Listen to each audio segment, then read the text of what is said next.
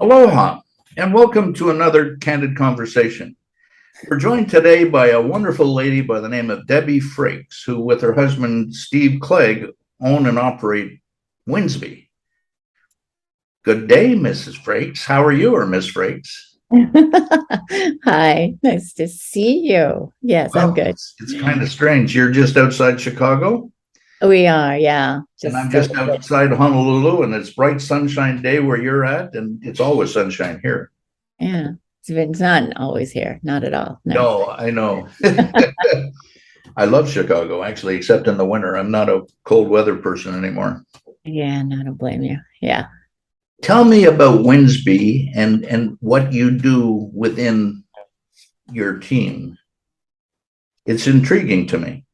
Okay. Winsby, we work with B2B companies and we help them grow, is what we do. And it's changed over the years. What we are doing that's working the best has changed as the internet's gotten more and more prevalent and important in our lives.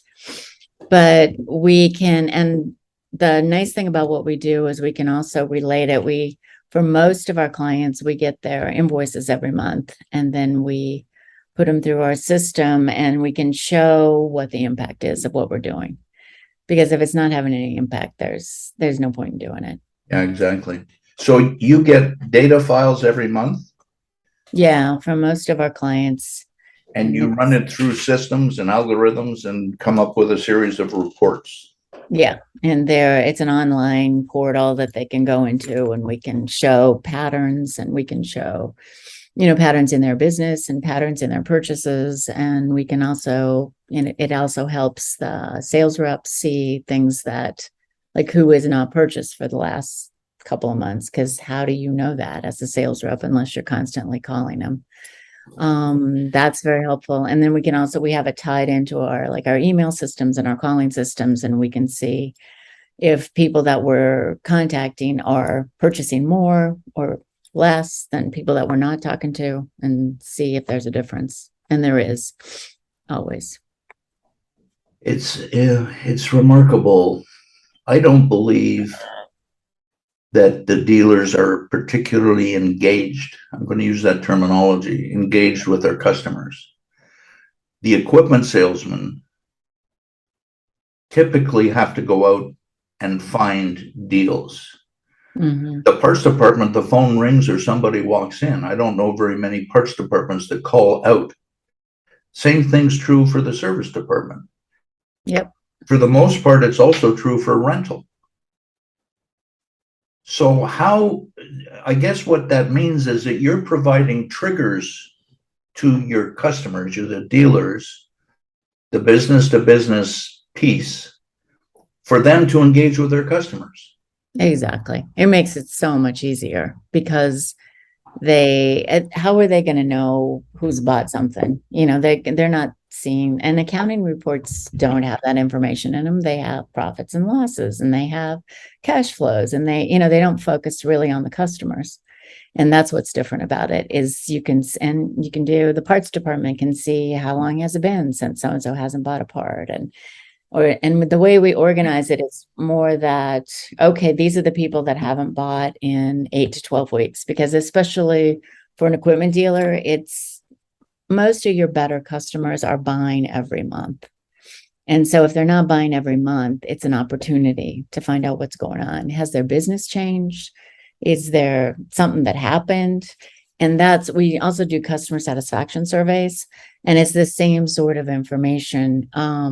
We find, I always tell a story about if you're in the Midwest or many parts of the United States, you're not in the East Coast, people will tell you if there's a problem. They will say what happened.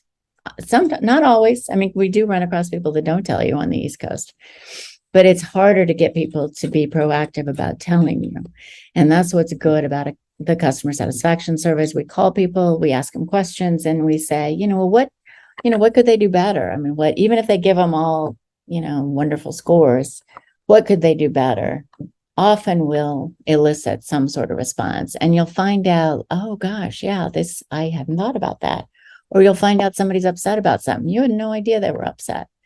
So it's another way to just find out, is there a problem, and let's nip it in the bud before you lose them, because it's a lot easier to retain somebody if you've got these little things you're doing than it is to go out and find a new customer and nurture them. And then they buy this. And then, next year they'll buy twice as much. And next year they'll buy but the first year is rough.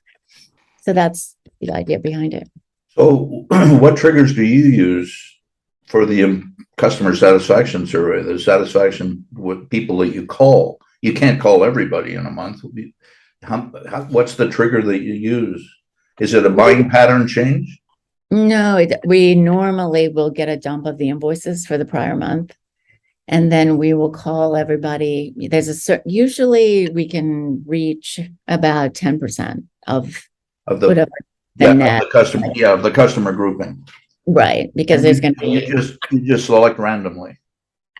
Completely right. We'll sort them by, top dollar first. Yeah, just because you'd rather hear what they have to say. But yeah, we'll just call through the list, and sometimes it takes a little longer, sometimes it's a little harder. You got to figure out the right time and who to ask for, and but then we'll make sure they are aware of the purchase, and then we ask them questions that have been approved. And then we have a portal where all the information goes to, and you can go online and view like the consolidated results over. You specify the time frame, and then you view the results, and you can also download individual surveys and see, well, oh gosh, who said that? And, find out exactly what was said. What are the main reasons customers what are they saying that the dealers should do better? What do they want them to do better than they're currently doing? Like, I think that's one of the things that you ask, right? Yeah. Like what's the one thing they could do better? And it's all over the place. It really is. There's no major theme. No, they're really, now, of course, people are talking more about pricing and delivery times than they used to. But no, it's really all over the place, and it kind of depends on their experience. We also ask them, what's the main reason we'll ask them the Net Promoter Score question. And then what's the main reason for your response? And a lot of people will name people, which is nice. Like when they get compliments, and we'll always let people know, when that happens. It gets personal. It's nice. Yeah. And people do appreciate, other people going out of their way for them. It really is a relationship business, isn't it? Oh, very much. Most businesses are, really. Of course. We're people first, right?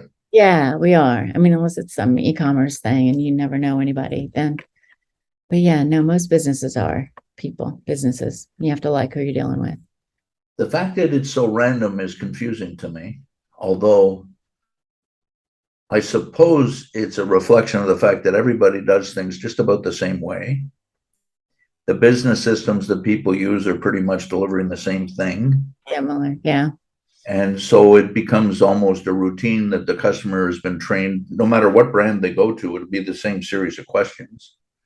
Yeah, pretty much. There are differences here and there, but yeah, it's pretty much, it's pricing, it's delivery, it's, did they do what they promised? Were there any problems that you ran into?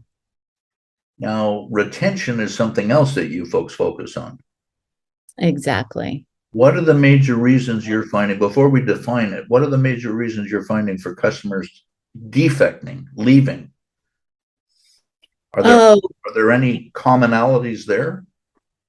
It's just a bad experience. And if you're not aware of the bad experience, you can't do anything about it. And a lot of times somebody's doing something, and like a lot of, even if, let's say you've got 2 or 3 locations, the owner can't be at all those locations at the same time, and you have to be trusting people to do what they're supposed to be doing. So things happen, things slip through the cracks. As long as you're aware and you fix them, it's fine. But if that doesn't happen, it just gets worse. It's amazing to me. One of the things that I've found over the years and has been written a lot about is sometimes customers defect, even if it is strictly an impression that the employee didn't care or didn't do the work. An impression, not an actual fact. Right. And that always brings me back to defining customer satisfaction, the difference between the expectation of what they want before they get it and the perception of what they got after it's done. Hmm. As dealers, we don't know any of that. And that's essentially what you're trying to test, Yeah. isn't it, with those calls? Yeah, exactly. Yeah, that will be a comment. Yeah, they just didn't seem to care. Oh, they're too busy for me, or I don't know. I felt like I was interrupting their day, or comments like that. But will they call them up and tell them, "Gosh, this just happened, and I just want you to know"? No, they're not going to do that. No, it's No, almost like they're embarrassed about it, yet they'll share it with all their friends. absolutely. Yeah, That's yeah, another truth about business that yeah, we might not know that somebody left us, but everybody that guy knows or gal knows that they left us. yeah. It's It's kind of I crazy. think the statistic is they'll tell 11 people for every one bad experience. It's some number like that. It's obscene. It's serious. Yeah, that how many people do they tell about good experiences, right? Yeah, yeah. Probably high. Typically they don't. It's a really strange phenomenon, Debbie. The people don't want to hear about your successes, Yeah, but I they'll do. listen all day long to your failures. Yeah, it's sad. It's really Well, sad. it makes them feel better about themselves that you're struggling. I feel a little Yeah, better about myself because you're struggling. Damn. yeah. This is great. We can all be miserable So together. yeah, that's right. It's That worked well. Yeah. yeah. So with the customer, the dealer then calls people that you recommend, or do they at random go through those reports themselves and call? We will, if somebody says something negative, we will send out an email to them within an hour. And then we recommend that they call the customer and say, "Oh, gee, I'm so sorry. What happened? Tell me about it." And make it right. And you know what? It always works. Yeah. It always works. Or if there's something nice, we'll let them know that too. Does the dealer call you back and tell you what, or do you follow up on those?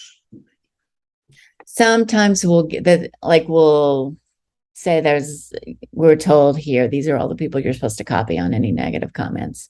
So we'll copy everybody, and then there'll be a conversation amongst themselves, and we'll be on that email list. And so we'll see what happened. And we don't normally find out what the outcome is, but we do, we're seeing that, yeah, it's being taken care of. Yeah, they're calling, and, it's straight. And it's usually like, okay, I'll take it from here. That's the last we'll see of it, Why depending on what it is. Yeah. why would a dealer not engage you to do this work? Do they think they know how to do this themselves? Some people say, oh, we do email surveys.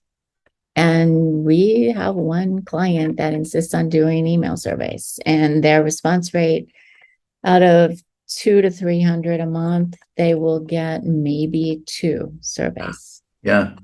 whereas we would get, 20 to 30 surveys. Is it, So, does it start that high, Debbie, when a client signs up with you and you start the surveys and you start the analysis?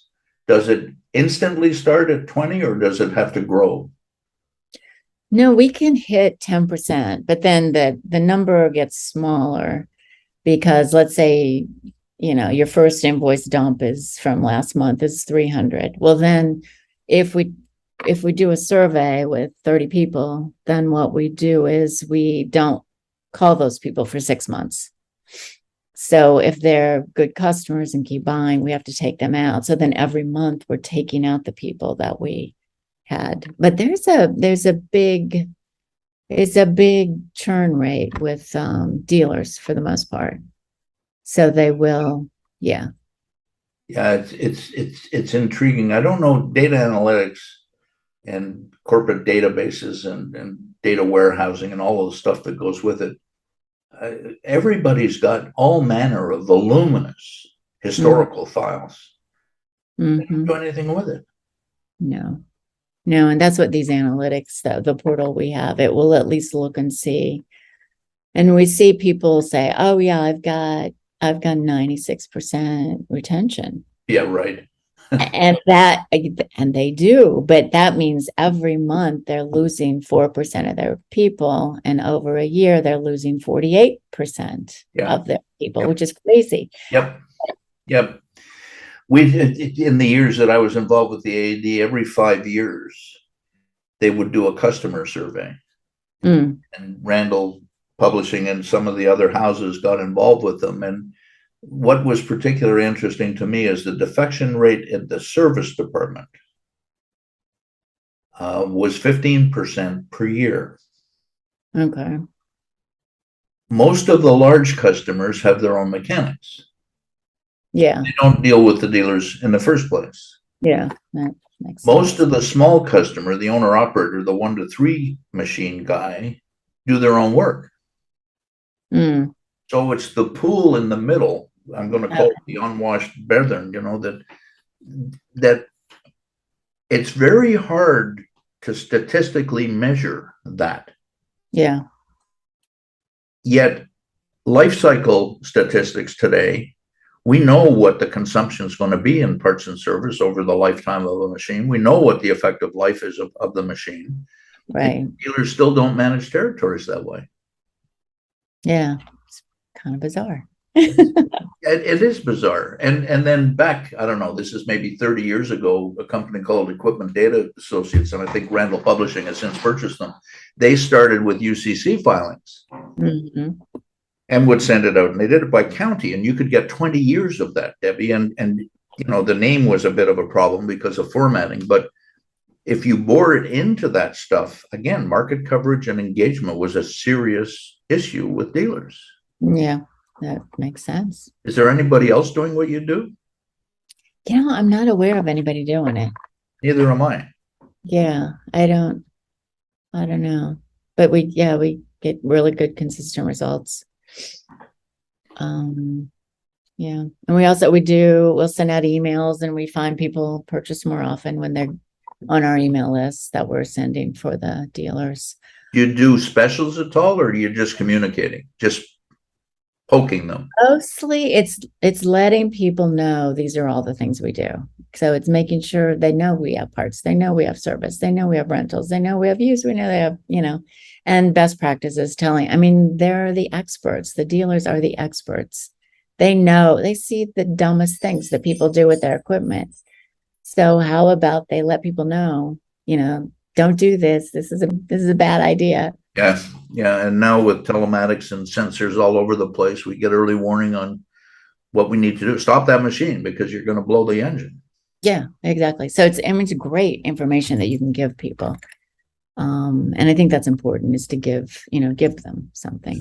So just communicating with the customer, explaining or exposing or reviewing what the dealer does, without any specific hook, program, benefit, campaign, nothing, it provokes more business. Yep.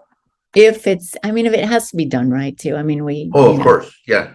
No, I think we do a really good job at it, and I know other people that don't get the kind of returns we do. So it can't just be, just throw it out there. It has to be thoughtful. It has to be well done. How the question is crafted, how it's delivered, the content of the email, all of that stuff's critically important. It is important. Yeah. That, and then the other thing we do that we find is just constantly calling people and, finding out if they're aware of the business or the dealer, finding out, let me send you some information. And invariably when somebody that you're dealing with screws up, you'll be remembering this person that you ran across. Yeah. Yeah. So that works. Oh, I don't want to talk to him. I remember the last time I talked to him. Oh boy, that was bad news. Oh, that guy. Yeah. So how do you attract customers? How do you get an account, a new account? Oh, a client. We do get referrals, and it just kind of, I think that's most of it. And we'll have people that engage in what we're doing, like in our emails, and then get more interested, and Yeah, stuff like that. Is it also the customer or is it just the dealers? Do any customers come back and move towards you and say, hey, wait a second? Oh, like the dealer's customers? Um, I mean, we've had it happen. It's not, doesn't happen a lot. Yeah, but And typically from how long have you had clients? How long do they stay with you? Is it indefinite? Once it's we started, I don't know, like 18 years ago, and we still have clients. We have manufacturers as well. We do a lot of manufacturing we work with. And yeah, we've had clients the whole time we've been here. Yeah, especially manufacturers. Dealers, there's a group we've had for 10, 12 years. And it's just what happens is it's certainly more cost effective too to hire us as your marketing department than to hire, I got to get a marketing manager. I got to get a programmer. I got to get somebody who can write. And then I need a graphic designer. I mean, they're silly. So just hire us and we can do all of it. Has that changed over the life of Winsby? Or more people outsourcing quote marketing? I don't know. I haven't really seen, I mean, it's more of a, do I want complete control over this or not? And In other words, the dealer doesn't want to outsource because they feel they'll lose control of it. exactly. I think that's the issue we run into more often rather than, yeah. And it's because I think it is more expensive to have it in-house. It's a lot more expensive. Well, marketing is something, too many people think marketing is brochures and trade shows. Yeah. That's not what marketing is at all. No, it's creating awareness and Yeah, it's anything and everything that influences the customers to interact with you. exactly. And it's the same thing with a lot of, oh, we know how to do that. We've got that under control. We're okay. We don't need your services. And they haven't really. I mean, it's almost risk averse. They don't want to know what you're going to tell them. They're afraid of the result. Intuitively, they know they're not keeping their customers. Yeah. And some people, and I think that's a good group. It's people, that's why dealers, it works out really well, is because there is a churn and you have to constantly be getting new people in. With manufacturers, we tend to help them get the ones they make the most money on. Because what happens is their facility is only so big, they can only have so many shifts, and either they're going to build another facility or they're going to.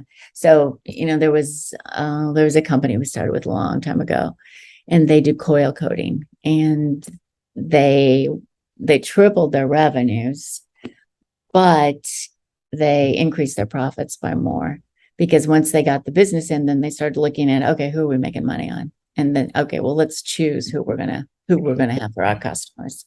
Yeah, that's all part of the continuous improvement process too. Right. That works out really nicely too for them.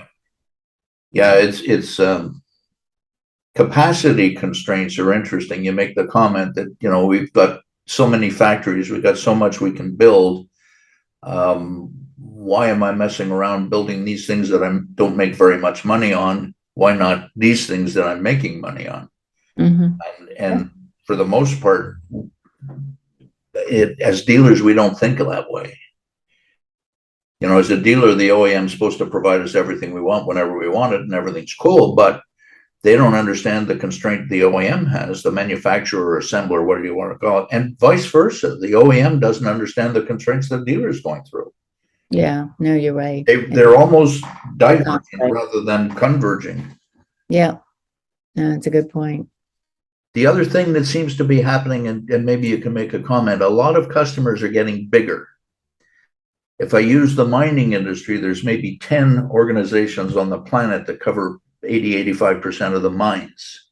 Vale and Rio Tinto and that crowd of people. And contractors, the same thing's going on. Kiewit and Granite and Martin Marietta and some major, and they're getting bigger and bigger and bigger. so that the capital requirements, the money to support those big customers is becoming huge.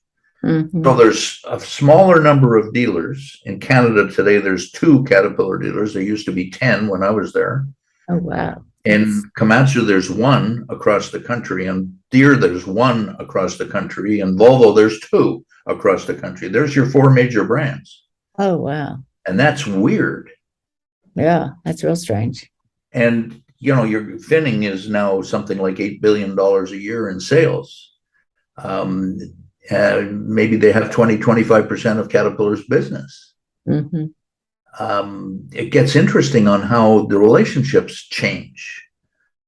Yeah. Peter Kiewit was negotiating with Caterpillar on pricing at the dealer level. You know, talk about restraint of trade. In Canada, Caterpillar and Ford made a deal that they would have a fixed price across the country. Of course, that was thrown out because of antitrust. In Canada, it's called anti-combines. Mm. So surveying the middle-sized customers, the big guys are going to be there and pretty much swing a big bat. Yeah. But the middle-sized customers, if without tools like you're using, I don't understand how a dealer can cover their market properly. Yeah, I don't know, but I don't know either. I just think it makes it easier to use these kind of tools. It makes your life so much easier. And yet Steve tells me it's inexpensive as heck to get started. Like 300 for the first store and 100 for every store. Other than that, it's something like that for his. For the analytics, yeah. Yeah. How is it from the surveys and the B2B work that you do? Is there's another charge for that? And I don't imagine it's very. It's not crazy. We charge $35 a survey. So, you know, so if you do 10 surveys, it's $350. If you do, 20, but I mean, it's nothing compared to what you're getting. Yeah, I'm with you. And does the dealer come back and say, well, we can do that survey cheaper? No, nobody ever says that. So why doesn't everybody use your services? I don't know. Ron, ask What's them. the matter with these folks? What's the matter with these people? I don't know. They're crazy, right?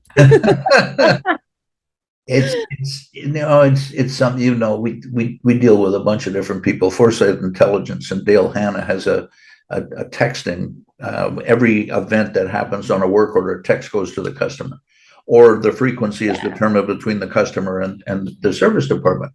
And what it does is it cuts out the customer calling up and saying, what's the status of my job? Yeah. And not being able to get the guy. So there's a couple of 3 phone calls. Here's a text. Let's go. Yeah. Those are great systems, I think. And that's another aspect of the engagement that you're talking about. Alex Kraft with his company Heave, which is a notification process. A customer says, I'm looking for a machine. Mm-hmm. A salesman's registered and gets a text or an email that this customer is looking for a machine. There's so much now we can do almost automatically, almost robotically. Yeah. And I don't know that, like, we're at the front edge of a wave here with artificial intelligence and data analytics that's going to be scary. We don't know anything yet. We are, and kind of, sort of related to that, we're in the process of taking our survey results online, because that's another thing that's always bothered me is that Google reviews. I've had fake reviews written about us, and I've seen fake reviews written about other people. They're fake. They have one review and they're saying something nuts. So we're taking the information and making it available online so you can link to it on your website, or hopefully Google recognizes it and publishes it. But the real surveys from real customers, and I think that should be a nice data analytics and SEOs with Google, etc., and the reviews, Yelp, dining, all manner of different things. You don't really have, when you're dealing directly with a customer, when you're doing it on behalf of a dealer, Mm-hmm. That's real. It's not artificial. Yeah, it's a verified customer. They bought something. Otherwise, we're not calling them. So I think that's And the answers are real. It's not that I've got somebody on the side that's out there as a fake person. It's not a fake news event. which seems to be driving so much of the social media platforms these days. Yeah. No, it's really strange. You see them, but who do you believe? And they're good ones and they're bad ones that are fake. It's like if you're getting a bunch of bad ones, you got to fake some good ones, right? Well, it starts becoming a game of fakes then, Yeah. That's the Yeah. argument, that Twitter and Facebook and others have gotten into, or WhatsApp or TikTok, and now we're not sure of privacy, and cybersecurity becomes a big issue now with all of these things. Mhm. A lot. So you work direct. So if you get data files from dealers, that means you can connect to business systems that the dealers are using. Yes. Yeah. Is Some it we've is connected it to a direct? quite a few Is of it a them. direct connection? There are some that we can download. Yeah. And then it just depends on the system. I think there's 3 or 4 systems now that we have a direct connection with. Is CDK one of them? I believe it is. Yeah. E-emphasis? I'm not sure. Steve GIS? Okay, Steve knows those things, right? knows that. I don't know that stuff. Yeah. That might be something to have him write about the next time. Yeah. That could be The valuable. connection with dealer business systems is important, and particularly now you've got SAP, Oracle, JD Edwards, Infor, they're leaving the property, it seems, Exact, DIS, which is owned by Constellation in Canada, CDK, which has now gone private, E-emphasis, which is also going private. It's a very small number, and they all do the same thing. Mm-hmm. They've taken what Alex Schussler, who was the founder of Smart Equip, was purchased by Ritchie Brothers. He calls it, they've gone from paper to glass. We've taken a form that we used to fill out by pen or pencil, 6 parts or whatever. Now we've got it on a screen. It's the same damn format. Fill it in with a keyboard. We haven't done anything on process. Does anybody say anything? Any of the customers say anything like that on their surveys? It's hard to work with them. It's cumbersome. It's old fashioned. I don't think I see those no, because it's common. So it's almost standard practice. Yeah. Yeah. I mean, there are people who are getting the apps like you were talking about, and that is happening, and people love it when it happens. But I think that's just happening. I think it's going to be a while before that becomes normal. And so people that aren't doing that are going to be weird, and what's wrong with them? And, So e-commerce is still a very almost alien side of business, isn't it? Yeah, in a funny way. That's kind of weird by itself, isn't it? Yeah, it's fine. Why? We have electronic catalogs. We have electronic, so we have all of the service manuals online. You can see the diagram on there. You can drag and drop your cursor into a shopping cart. I mean, these things are pretty common, yet we don't do it. Right. It's crazy. Even for our own mechanics, we don't do it. Yeah. And no systems. There's systems.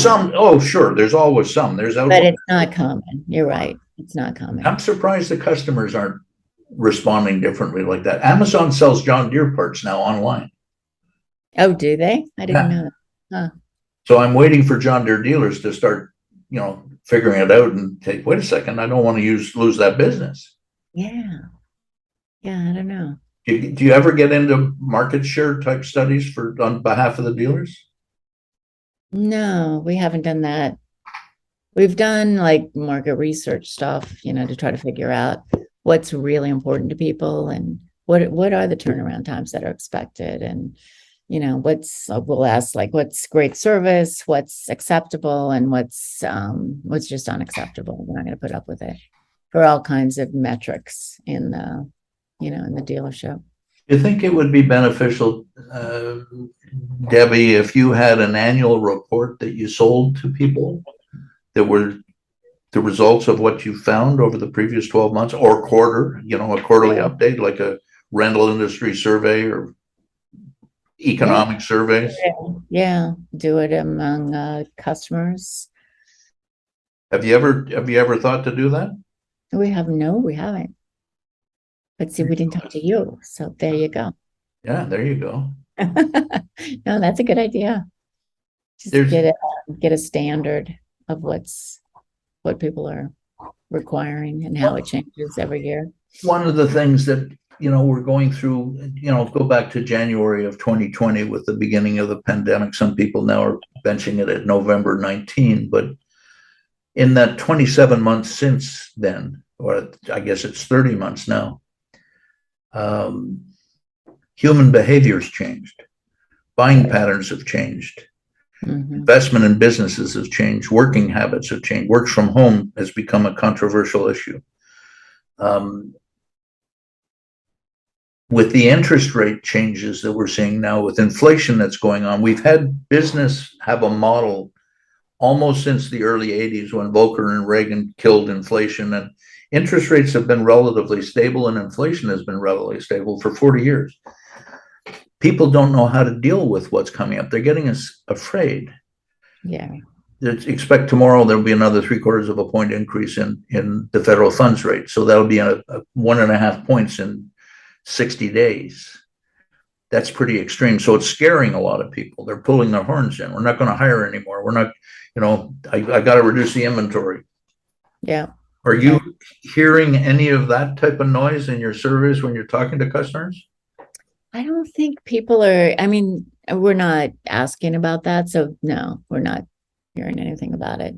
Is that something you think you should be asking about? It might be like just Like how to the customer, is your business more successful, less successful than it was 6 months ago, 12 months ago? Are you buying more now than you did then, or whatever? There's some amazing statistics out of the last 30 months. There's $4 trillion more in individual American savings accounts today than there was in January of 2020. Oh, really? Well, people probably did pretty well in the stock market for one thing, right? That's part of this income disparity circumstance, isn't it? Yeah. Yeah. But also some other weird things that go on. I think the survey numbers, I just did something on this a couple of days ago, which is why I remember the number. 68% of the people made more money during the pandemic than they did when they were working. That's interesting. Isn't it though? Yeah, that's really interesting. And today we've got something around 11 million job openings and somewhere around 4.5 million people that are unemployed.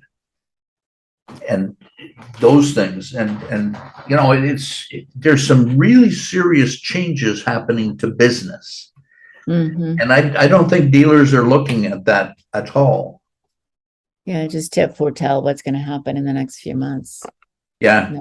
And it's almost like they're continuing to do what they've always done. And yet at a time like this, the service departments always get busier. Yeah. New equipment isn't replacing old equipment. Old equipment is being repaired so that they can defer buying new equipment. Right.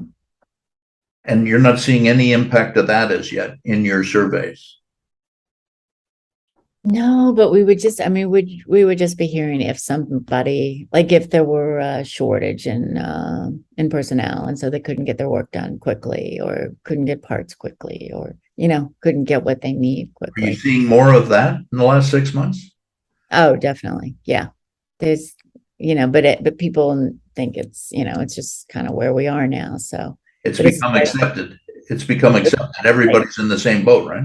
Exactly. But we know what that's about. Yeah. We also work a lot with the packaging industry, and that's just same, but more. And they are just like, yeah, they used to be so great, but now, like something that we'd get in a week, where it's taken 6 months to get. There's a lot of problems, but we're not hearing those kind of problems with the equipment.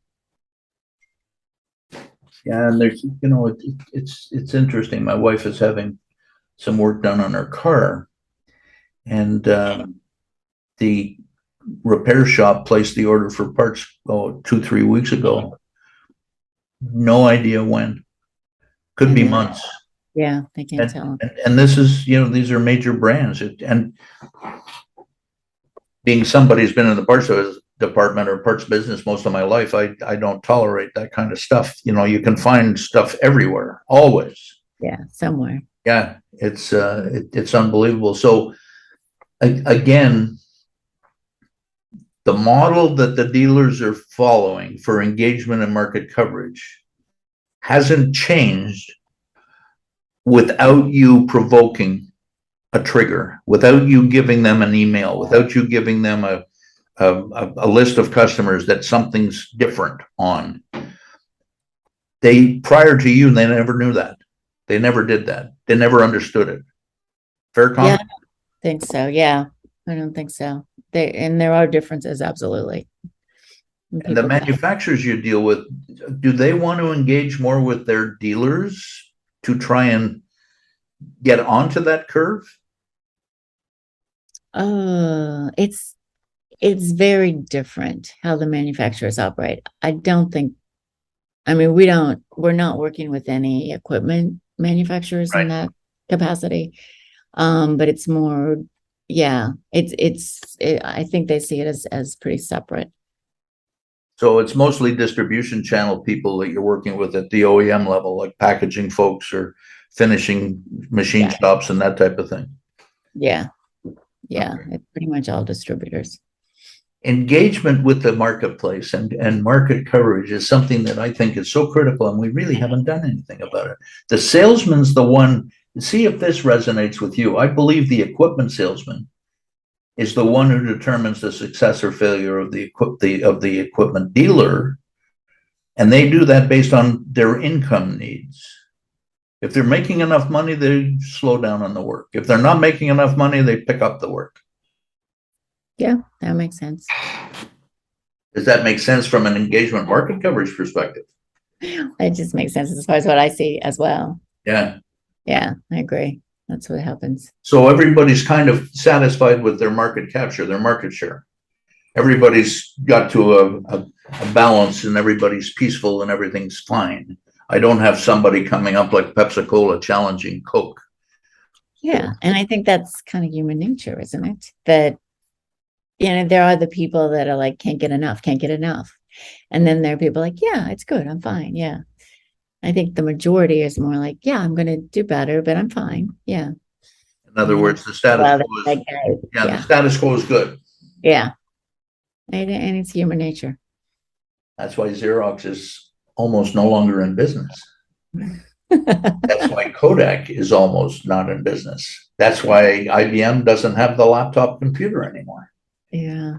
They quit being vultures and well, they weren't able to look after that aspect of the business, and somebody else bought it and went on. Do you see any more competitors? Are you hearing from customers that you call that they're dealing with somebody other than the dealer more often now than they used to?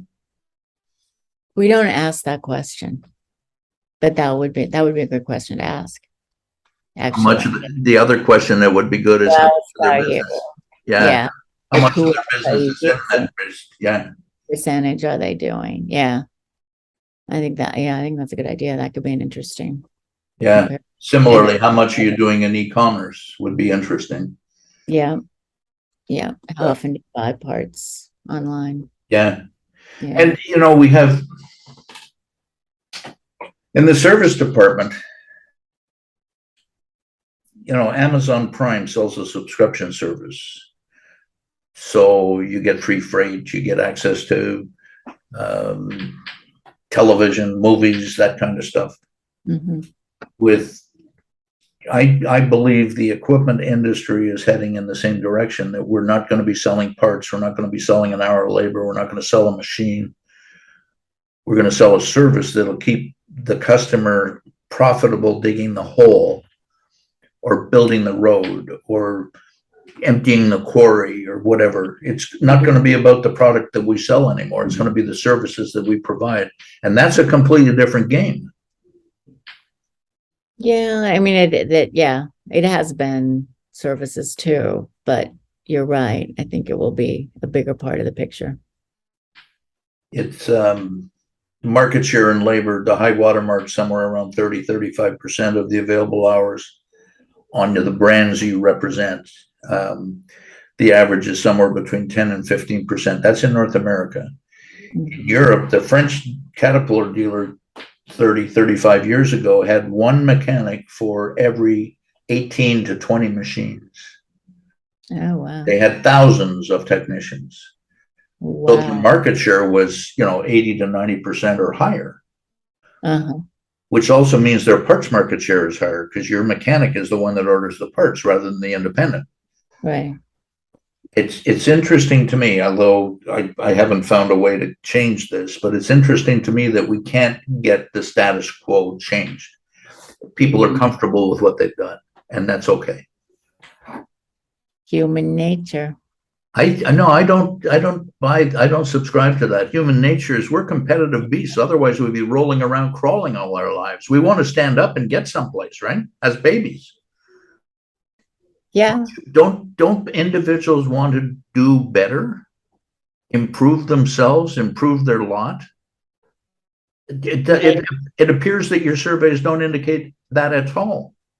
That they want to get better? Yeah, everything's okay. Or I've got a complaint, look after this. Or, yeah, this was good occasionally. Well, but that's what we're asking. How was it? How was this one, you bought a part, you had some service, you bought a piece of equipment. Let's talk about that transaction, because that's how you find out if there is some kind of issue.